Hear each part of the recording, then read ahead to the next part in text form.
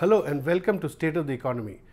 Today we have with us Chairman of TRAI, Mr. Rahul Khullar, who will talk to us about far-reaching recommendations on media regulation, media concentration of power, diversity of media, a whole range of issues. Welcome to our show, Mr. Rahul Khullar. Thank you. Your recommendations recently were welcomed by a whole lot of media people, especially journalists, for the sheer width and depth. Now, what exactly were you attempting to do with your recommendations on media regulation? Could you just share with us two or three very key issues that you're trying to sort of bring out? Actually, the authority had made recommendations on media ownership in 2009. Very honestly, those did not go far enough as to specify rules or get into details of specifics. When the matter was remitted back to us again last year and a half ago, we decided that we would not shirk from actually spelling out details. Now, there were three separate components to this, which are the three things I want to emphasize. One is that in any market, you should have more than one voice being heard. That's the essence of plurality and diversity. If you don't have that, if one person controls TV, radio, everything, in that market you're only hearing one point of view. Sure. So this refers to what is happening horizontally across relevant markets. The second... When you say relevant markets, as in relevant platforms? Relevant markets means this. I cannot compare the West Bengal market with the Gujarat market. Okay. Lingually, they're distinct. Lingually, they're regional markets. Correct. So, while, and we have used that in our paper, that language as a usage basis for separating out relevant markets. The second element was to what extent vertical integration should be permitted. Okay. And there was a lot of controversy on this, but at the end of the day, what we have put in place is a set of rules which essentially say, look, we will permit you to integrate because that's the way capital is going to come in. Yeah. We have no problem whether it's 100% ownership or 20% or what have you. But you will be subject to greater regulatory scrutiny. And by and large, most of the companies accept this. There are some domestic companies who have a problem. They've got a foot in many pies. And they will have to vacate some of those spaces. And they also have concentration in some of those pies of power, right? Correct. Absolutely correct.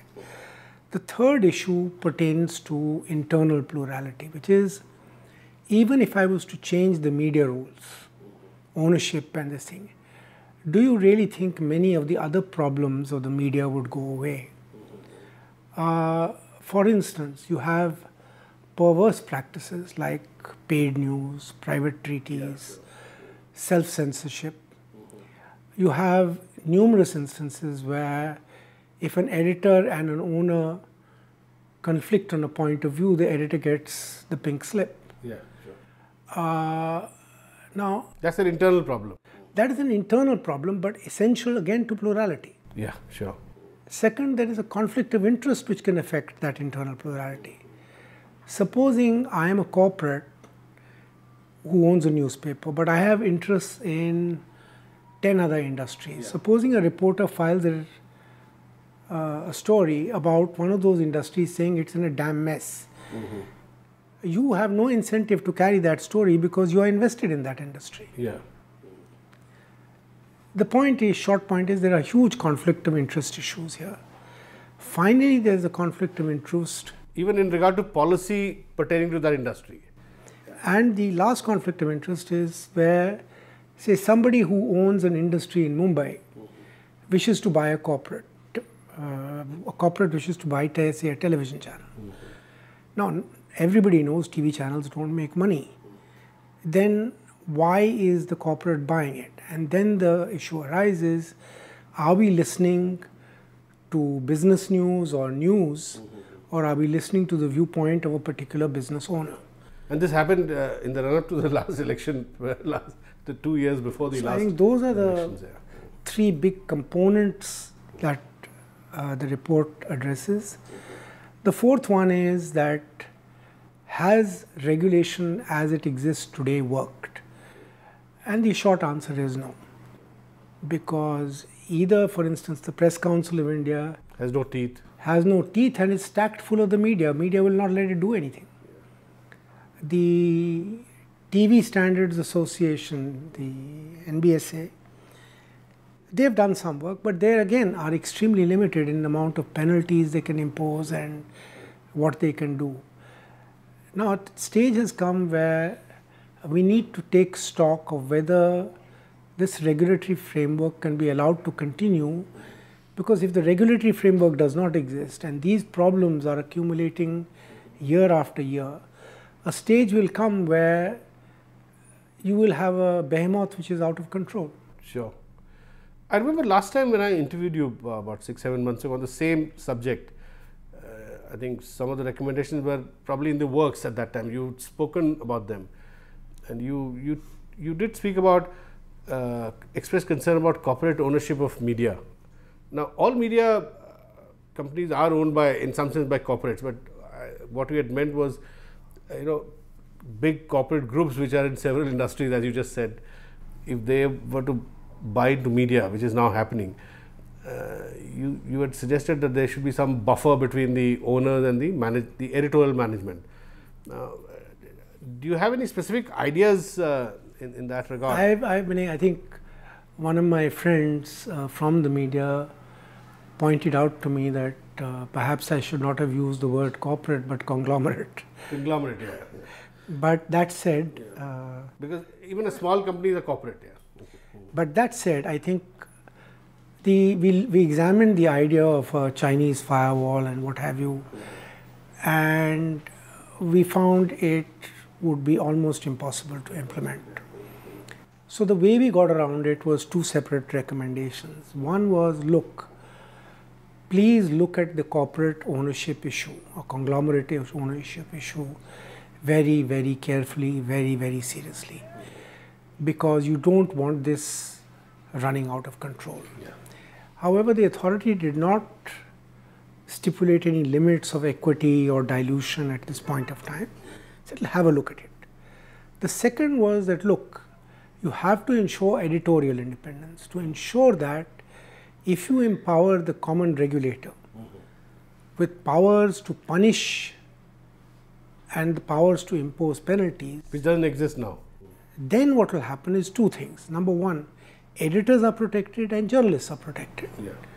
That is, supposing I am the owner of the company and I have an editor who I don't like and I fire him.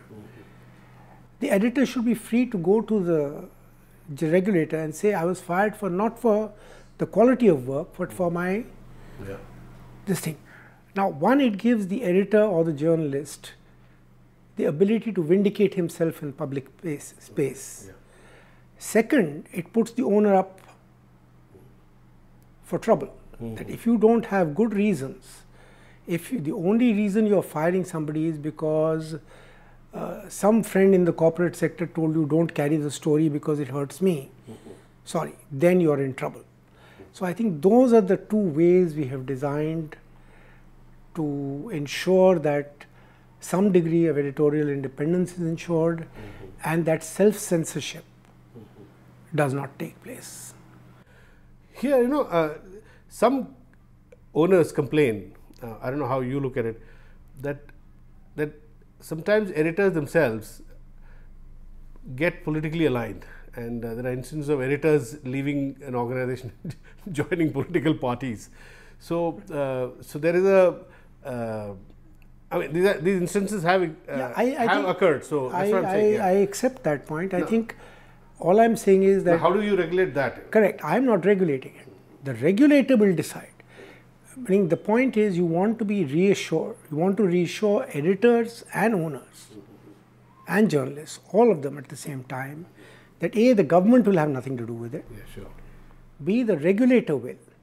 Now, if so which you have suggested a retired Supreme Court judge? No, what we have said is set up a common regulator, have nothing to do, government has nothing to do with it. For internal issues, right? For all these issues, for TV and the print. And it could be a retired Supreme Court judge you have suggested. That's a separate suggestion. That's separate. Okay.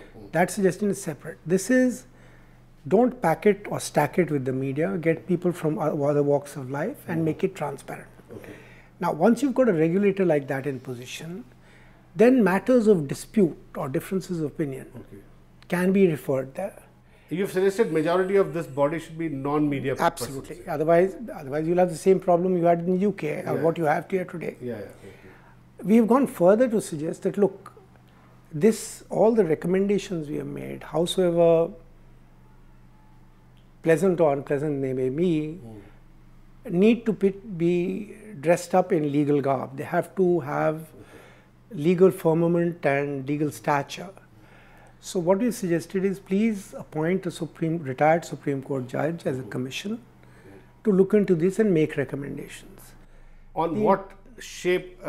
What shape the regulator should take, what penalties they should have. What powers they should have. Absolutely. Okay. The intention is, in the public eye, you need complete impartiality. Yeah.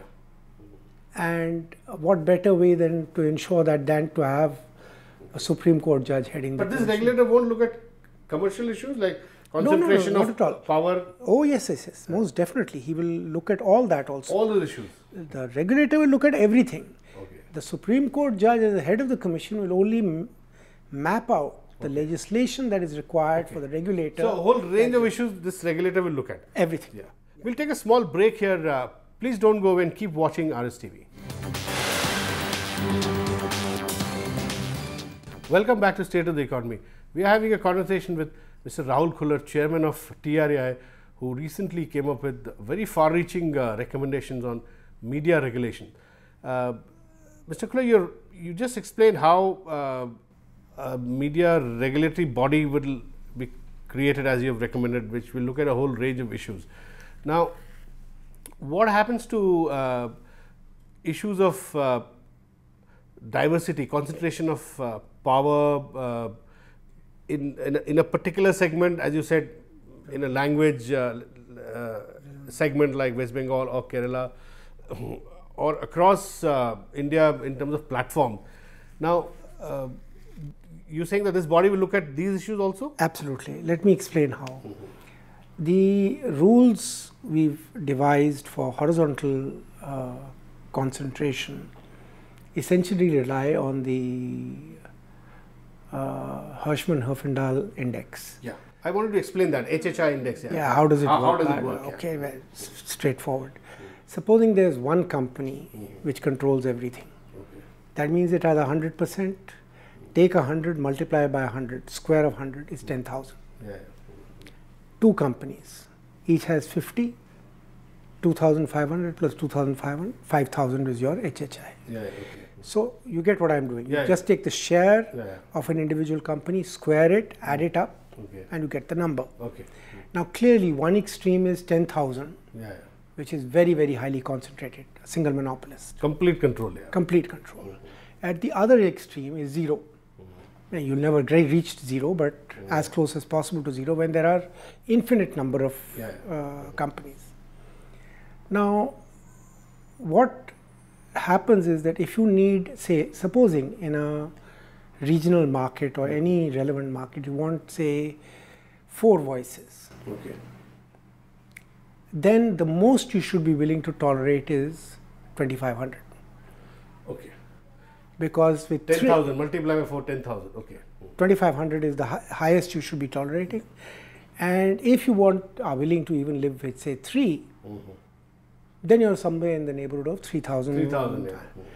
Now, what the authority said is that while measuring power in a market, we will look at TV and print separately. Okay. We will measure the HHI separately for these. Okay. And then we will decide 2 questions. One, is the TV industry concentrated in this market, and B, is the print industry concentrated in the market. Okay.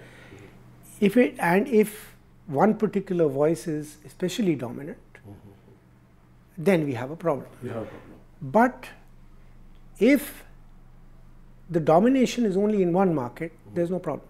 The rules don't say. So you are perfectly free to have more than 50% share or 60% share in the TV market, Okay. as long as you have a competitive print media. Okay. Okay. And similarly, you could have 60% of the print market and virtually nothing in the TV market or a small share. And in either of these eventualities, we don't interfere. We leave it alone. Okay. The only circumstance in which we interfere is that if both markets are concentrated, As in what? How much? that is the market share. 1800. The HHI number is 1800. Okay. So if we measure it and find 1800 in one market, 1800 in the other, Say TV 1800 and print 1800, then there's a problem.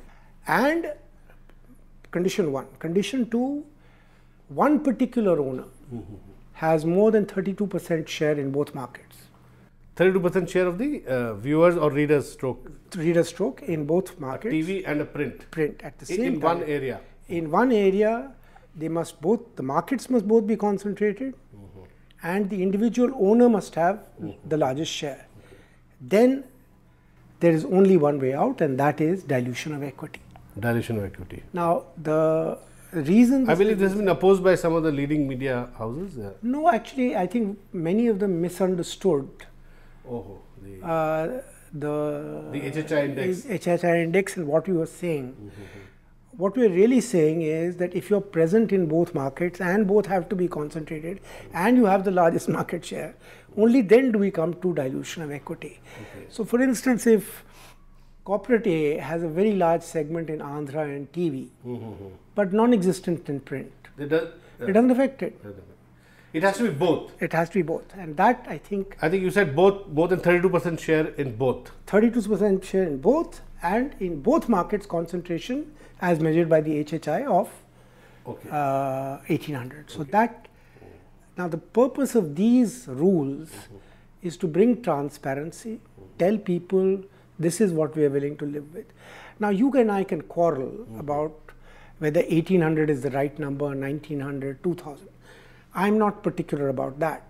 I think the principle of it, yeah. the principle is set a number and invoke the dilution rule only when you see concentration in both markets and unduly dominated in both markets by one player.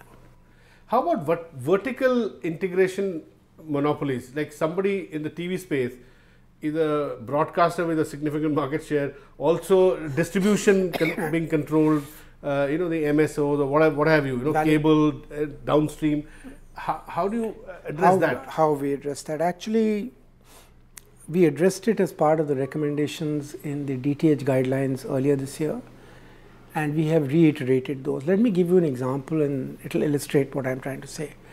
See, supposing you have a newspaper which wants to vertically integrate. So it wants to get into, say, the newsprint business. It becomes a vertically integrated thing. Yeah.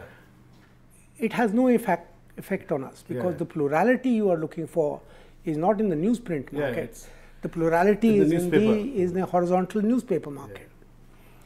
Now, in TV, the problem is there's a broadcaster and then there are distributors. And the question is, how do you tackle this problem? Now, you could take the view that there should be no vertical integration. Now, this runs counter to two things. One is international trends where there is a lot of integration going on. And secondly, it stems the flow of foreign capital. Meaning, if you don't have enough capital and foreigners are willing to invest in this, for instance, digitization is a big thing, and many investors have spoken to me saying that you've done a great job with the digitization, please complete it. We want to invest. So there was a trade-off here. You can't go to one extreme or the other. So what we devised was a set of rules which went something like this. If you are less than 20%, That is, if you're a broadcaster and you control less than 20% of a MSO or any distribution DTH or whatever network, you're not vertically integrated. Finished. Oh, it's a simple rule. Simple rule. If it's over 20%, you are a vertically integrated entity. So we clearly define what vertically integration means. We do not stipulate that it will be limited to 30 or 40. You can go up to 100% for all I care. As long as you're over 20, you're vertically integrated. And once you're vertically integrated, as defined by these rules, then you are subject to closer regulatory scrutiny in terms of your tariff plans and what have you, just to ensure that the vertical integration is not leading to stifling of horizontal competition. The second rule we laid was that if you're a broadcaster, you cannot, if you want to own an MSO, fine, then you can't own a DTH. Or if you're a broadcaster and you want to partly own a DTH, you can't own an MSO. That is again to ensure, otherwise what will happen is, if in any particular market the MSO, the DTH are all owned by one broadcaster, I leave it to you to determine what's going to happen. So it was a kind of trade-off you did. It was a judicious sort of trade-off between permitting capital to come in, allowing industry to grow, and yet keeping in place regulatory safeguards which are not too intrusive, but will encourage people to bring the capital in, and those sorts of safeguards and scrutiny the industry. And all these rules and whether things are being done within the boundaries of these rules will be looked at by the regulator that you've spoken about. Absolutely. Totally. Once the rules are accepted, those will be part of Have you had any feedback from the government so far on the... No, not at all. Not at all. The other issue is, you have very interesting, you have said that political parties, bodies, religious bodies, etc. should not be into media. Now, what exactly are you referring to? Are you saying that that in many states the political parties actually own TV channels? Now, they don't formally own TV channels, but they own them through the families of the leaders, etc. Let me begin with a disclaimer. Rajya Sabha TV is not on my sites when I make these recommendations. Actually, thank you for that. About 5 to 6 years ago, 5 years ago I think, 6 years ago, the authority made recommendations to the government that, look, the Supreme Court ruling on the Cricket Association of Bengal effectively says the airwaves are not the monopoly of the government. Which is why the only exception was the public broadcaster, and that's why Prasar Bharati came into being. As for the rest, whether it is airwaves, whether it's what have you, these should be left to the use of the private sector. Now, at that stage, we made the recommendation, please don't let governments, central government, state government, their subordinate bodies, PSUs, we closed all the doors. You can't go here. Unfortunately, the government didn't act on it. 5 years later, they threw the ball back in our court. 4 years later, 4.5 years later. So we threw the ball right back, saying, look, we are crystal clear. As long as the Supreme Court judgment, which is a full bench judgment, is in place, you are in absolutely no position to have central government, state government or its subordinate bodies entering the distribution platform or broadcasting space. Okay, this flows from that. So this part of the recommendation flows from the Supreme Court observations. Now, meaning what I am literally saying is this. If the government, supposing you are a government department and the government Ministry of I&B were to give you a license to broadcast or a license to distribute TV channels, you will be in blatant breach of the Supreme Court ruling. Somebody will take you in a PIL. What about religious bodies? You said same thing. Same thing. Same thing. These are not people who should be allowed to broadcast or distribute. Going back to what you mentioned, it is absolutely 100% true. Look at states like Tamil Nadu, Andhra, Punjab, and I can rattle off a few more, where the TV distribution, the broadcasting, the cable television political families are all controlled by top-notch political families. So this will be curbed once your rules are If accepted. these rules are accepted, this stops. Second, in many regional markets, you will find regional news channels, which are invariably owned by members of parliament or by MLAs or their surrogates. I am not particular. So those will also be curbed. Those have to be curbed quite simply because, ask yourself this, if they are using the TV medium to propagate their achievements or their this thing, and are making money on the side because of the huge flow of ad revenues to a TV channel, what public good is being served by that? Absolutely. I think there's no doubt on that score. So I think that is the basis and the foundation. One last thing we told in the recommendation, please leave Prasar Bharati alone. Yeah, that of course, it's a long saga. Thank you very much for talking to us, Mr. Rahul Khullar. Thank you. That's all we have in this edition of State of the Economy. We'll be back with you next week. Thanks for watching.